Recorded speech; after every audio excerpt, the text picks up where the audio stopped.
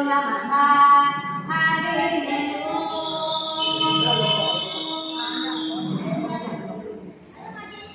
ओम श्री वासवाम्बाय नमः ओम श्री वासवाम्बाय नमः ओम श्री वासवाम्बाय नमः ओम श्री वासवाम्बाय नमः ओम श्री वासवाम्बाय नमः ओम श्री वासवाम्बाय नमः ओम ऐं ह्रीं क्लीं श्रीं ग्लौं वं श्री वासवी कन्यके मह्यं श्री वासवी कन्यके मह्यं सर्वसौभाग्यं देहि देहि स्वाहा देहि देहि स्वाहा ओम ऐं ह्रीं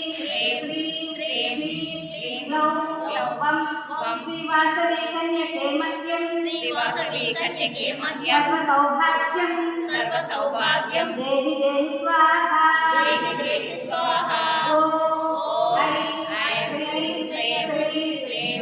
क्लीं ग्लौं वं श्री वासवी कन्यके मह्यं श्री वासवी कन्यके मह्यं सर्वसौभाग्यं देहि देहि स्वाहा देहि देहि स्वाहा శ్రీ వాసవి మాత చరిత్రను 3750 శ్లోకాలలో 61 అధ్యాయాలలో ఉన్న వాసవి చరిత్రను మనం శ్లోకాలలో చెప్పే అర్థం కాదు కనుక ప్రవచన రూపంలో తెలియజేసుకుంటున్నాం. నిన్నటి రోజున అమ్మవారి యొక్క పూర్వజన్మ చరిత్ర ఏమిటి అనే రహస్యాలు, ఆ తర్వాత అమ్మవారి యొక్క జననం వరకు కూడా మీరు నిన్నటి రోజున తెలుసుకున్నారు.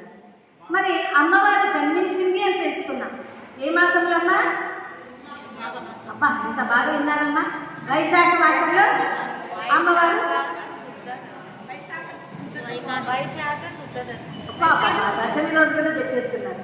కరెక్ట్ అమ్మా. వైశాఖ మాసంలో అమ్మవారు జన్మించింది. చాలా మంది చాలా గొప్పవారు, చాలా ఆధ్యాత్మిక పరంగా దైవాంశ సంభూతులందరూ కూడా వైశాఖ మాసంలోనే జన్మిస్తుంటారు. లేదా వైశాఖ మాసంలో జన్మించిన వారు ఇలాగ దైవాంశ సంభూతులే అయిపోతారు. ఎందుకంటే చూడండి, వైశాఖ మాసంలోనే మనకి శంకర జయంతి వస్తుంది, హనుమత్ జయంతి వస్తుంది, పరశురామ జయంతి వస్తుంది, అన్నమయ్య జయంతి వస్తుంది, త్యాగరాజ జయంతి వస్తుంది, భావనా ఋషి జయంతి వస్తుంది, ఇంకా వాసవి జయంతి వస్తుంది. సృష్టికంతటికి కాలజ్ఞానాన్ని తెలిపిన వీరబ్రహ్మం గారి యొక్క జయంతి కూడా ఆ మాసంలోనే వస్తుంది. చాలా విశేషం. ఆ పరమ పవిత్రమైన క్షేత్రంలోనే మీరందరూ కూడా వసిస్తున్నారు, నివసిస్తున్నారు. పూర్వజన్మ సుకృతం జరుగుతుంది. జై బలో వాసవి మాతాకి. ఆ విధంగా జన్మించిన ఇద్దరు శిశువులు జన్మించారని కుసుమశ్రేష్ఠి గారు ఆ గ్రామ ప్రజలందరికీ కూడా దండుగా వేయించారు. ఇందుకు మూలంగా తెలియజేయడం ఏమనగా కుసుమశ్రేష్ఠి వారికి ఇద్దరు కవల పిల్లలు జన్మించారు అని వర్తమానం పట్టారు. అదేవిధంగా కుసుమశ్రేష్ఠి గారు తన సోదరి అయిన ఆచరణలో ఉన్న పచ్చి పులుసు ధనలక్ష్మి వారికి కూడా ఈ శుభమానం పంపారు, అంటే ఈ వర్తమానం పంపారన్నమాట. అప్పుడు ఆమె వారి యొక్క మేనకోడలు మేనల్లుని చూడటానికి కూడా కదిలి వస్తున్నారు, ఒక బంగారు రథంలో వస్తున్నారు. ఆగా మరి ఎవరైనా చిన్న పిల్లలు జన్మించాక వారి దగ్గరికి వెళ్ళాలంటే మనం ఏం తీసుకెళ్తాం? బహుమతులు ఏమైనా తీసుకెళ్తాం కదమ్మా.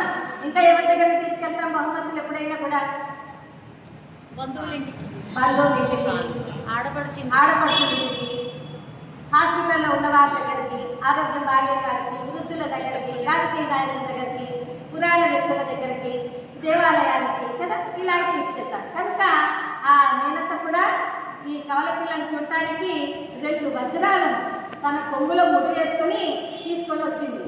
ఆ వచ్చేసరికి ఇక్కడ అందరూ కూడా మీలాంటి ముత్తైదువులందరూ కూడా తండోపతండాలుగా అందరూ ఆ రాజ్యాంగంలోకి వచ్చేసారు. ఆహా, మేము చూడాలంటే మేము చూడాలి కవల పిల్లలు అందరూ అని అందరూ కూడా చూస్తూ ఉన్నారన్నమాట. ఆ సమయంలో ఆవిడ వచ్చేసరికి అమ్మ తప్పుకోండి కవల పిల్లల మేనత్త వచ్చేసింది అని అందరూ కూడా తప్పుకోండి అని అంటున్నారు. అలా వచ్చినటువంటి ఆ మేనత్త ఆ 2 వజ్రాలను తీసింది. ముందుగా ఎవరి చేతిలో పెట్టాలి వజ్రాలని అని చూస్తుంది.